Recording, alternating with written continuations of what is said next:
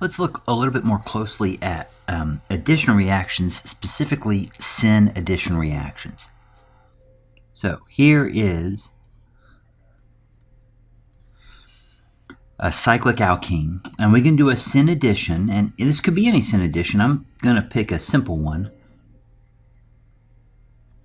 Simply hydrogen and palladium and carbon.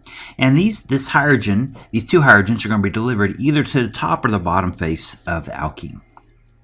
And you might say, oh yeah, I know what the product is. The product is this, where now we have two hydrogens on those ring carbons. Well, this is ambiguous. Because in fact, we need to show stereochemistry. When there's an addition that's specifically syn or anti, we need to be careful with our stereochemistry. And as it turns out, if the hydrogens come in from the top face, then the hydrogens on these two carbons that I'm highlighting here, those hydrogens are going to be up. And the methyl groups are going to be back. So this is a syn addition. When we say it's a syn addition, it's because the two H's are cis. The H's are cis. Cis relative to this cyclic ring structure.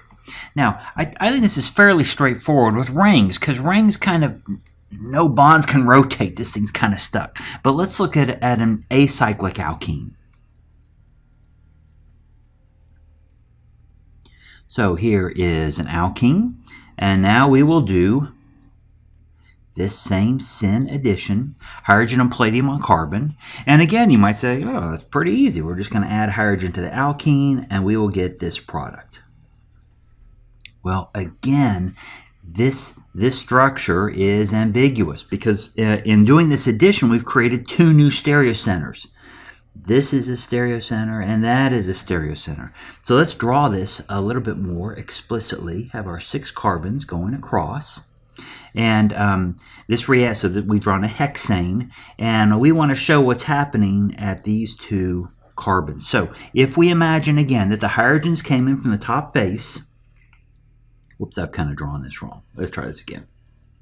Let's draw it the exact same way that I drew it over here. If we bring the hydrogens in from the top face, then this carbon's going to have a hydrogen that's up. The methyl group is going to be, therefore, has to be down. And the same is true on this carbon. This hydrogen is up, and that carbon is down. Now, both of those are two new stereocenters.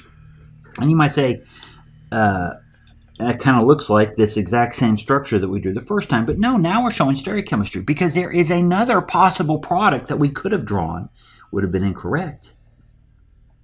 But if you said it doesn't matter, you can say, well, oh yeah, one of the hydrogens, let's just make it up.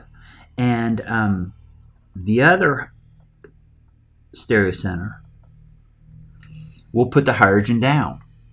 And that actually fits this description too, the same connectivity.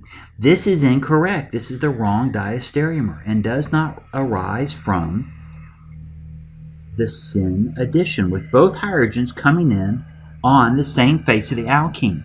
So you have to be careful how you draw these. And if you don't feel like these are the same if you feel these are the same molecule, well, look at them. Assign the stereocenters R and S, and you will find that they are not the same stereochemistry. These are actually diastereomers.